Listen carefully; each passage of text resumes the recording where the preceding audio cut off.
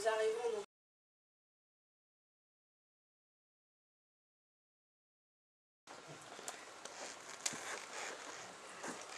donc c'est vrai que ce qui est important à retenir, c'est qu'il a quand même dispensé un enseignement gratuit, ce qui a permis à beaucoup de sourds d'avoir accès à des connaissances et à pouvoir exercer des métiers totalement différents.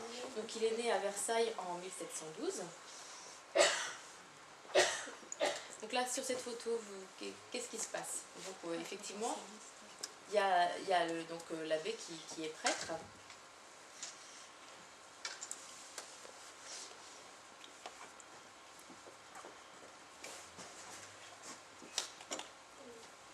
Et donc, c'est un prêtre janséniste et qui disait qu'il fallait faire tout le temps des efforts jusqu'au bout. Et qu'il fallait passer sa vie à aider les autres jusqu'à sa mort.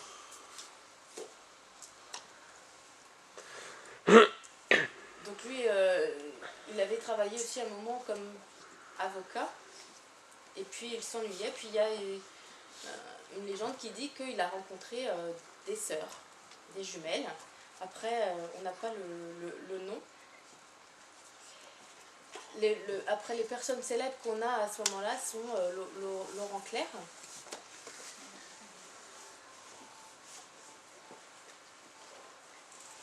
Les deux sœurs dont on entend souvent parler, en fait, c'est un prêtre Vanin qui dispensait un enseignement auprès d'elle. Et quand le prêtre Vanin est décédé, la maman de ces deux sœurs a essayé de chercher, peut-être au bout de 6 mois, 1 an, elle ne trouvait pas quelqu'un pour remplacer le prêtre Vanin. Et donc elle a trouvé l'abbé de l'Épée au final.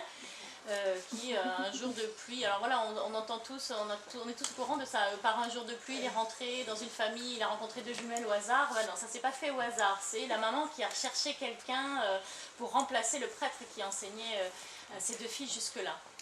Donc l'abbé d'Épée habitait à Paris dans l'ouest, et les 2 sœurs étaient loin, il y avait peut-être 3 kilomètres de là. Donc les rues à l'époque, c'était voilà, c'était pas une promenade avant le jour.